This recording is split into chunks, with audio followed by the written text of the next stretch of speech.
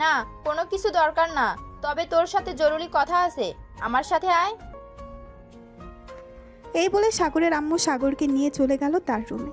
সাগরের আম্মুর রুমে বসে আছে কেয়া। সাগরকে দেখে কেয়া বলতে লাগলো,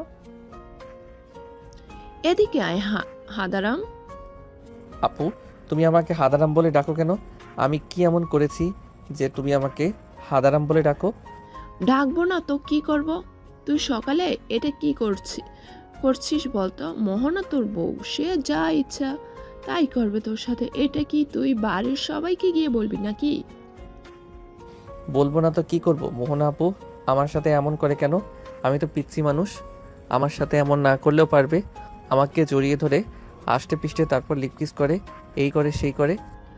হয়েছে হয়েছে, থাম থাম, এবার আর কিচ্ছু বলতে হবে না। শোন, এগুলো বলা ভালো না, প্লিজ লক্ষ্মী ভাই।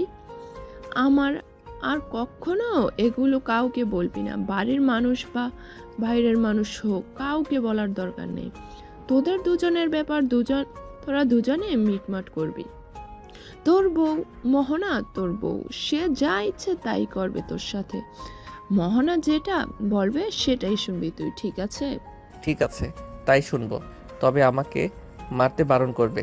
রাতের বেলা মোহনা আপু আমাকে ঠাস করে 2টা চর মেরেছে, আমি ওনাকে লিপকিস করি নাই বলে। ঠিকই করেছে মোহনা, যে যা বলবে তুই তাই করবি, ঠিক? সে যা বলবে তুই তাই করবি, ঠিক আছে? আর কোনো কথা বলবি না। ঠিক আছে, এখন আমি তাহলে রুমে যাই, ঘুম পাইতেছে অনেক, গিয়ে ঘুমাই আমি। সাগর মাথা নেড়ে চলে গেল তার রুমে। গিয়ে দেখে মোহনা ঘুমিয়ে আছে। সাগর দরজাটা লাগিয়ে দিয়ে চলে আসলো মোহনার কাছে। মনে মনে বলতে লাগলো, সকালে তো বেশ ভালোই বলেছি প্রতিদিন এভাবে শরম দিলে মোহনা আপু আর কখনোই আমার সাথে এমন করবে না। তবে আমার তো বেশ ভালোই লাগে, আমি কেন সকালে বিচার দিলাম এটাই বুঝলাম না। যাক, আমি এখন ঘুমাই, তবে ঘুমাবো কোথায়? মোহনা আপু তো চিট ফাটানো হয়ে শুয়ে আছে পুরো বিছানায়। সাগর বেশ কিছুক্ষণ এই দিক সেই দিক করার পরেও জায়গা পেল না। কয়েক মিনিট পর সাগর আস্তে আস্তে করে মোহনার উপরে উঠে তার বুকেই মাথা রেখে ঘুমিয়ে গেল। দুপুরে মোহনার ঘুম ভাঙতেই দেখতে পেল সাগর তার বুকের উপর ঘুমিয়ে আছে। এটা দেখে মোহনা বেশ খুশি হলো। সে কি বলবে বুঝে উঠতে পারছে না। সাগরকে জড়িয়ে ধরে তার কপালে এবং ঠোঁটে আলতো করে চুমু দিয়ে বলতে লাগলো, এই তো আমার পিচ্চি বড়টা আস্তে আস্তে সব বুঝে যাইতেছে, হয়তো আর বেশি দিন সময় লাগবে না, তাহলে সব বুঝে যাবে। এখন তাহলে আমিও ঘুমাই আমার পিচ্চি বড়টাকে জড়িয়ে ধরে। এই বলে মোহনা সাগরকে জড়িয়ে ধরে ঘুমিয়ে গেল। বিকেলে দুজনের ঘুম ভাঙতেই মোহনা সাগরকে উদ্দেশ্য করে বলতে লাগলো, সাগর চলো দুজনে একসাথে গোসল করবো আজকে।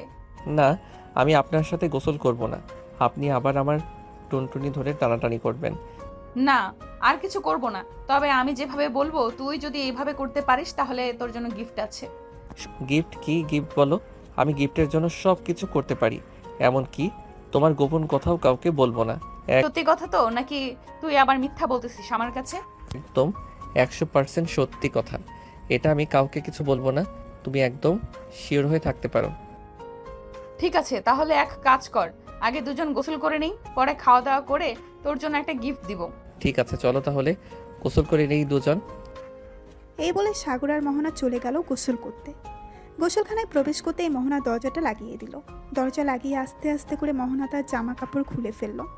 এদিকে সাগর তার হাত দুটো দিয়ে তার চোখ ঢেকে রেখেছে আর বলতেছে, মোহনা আপু, তুমি এসব কি করতেছো? প্লিজ কাপড় পরে নাও, আমি তোমাকে এভাবে দেখতে পারবো না।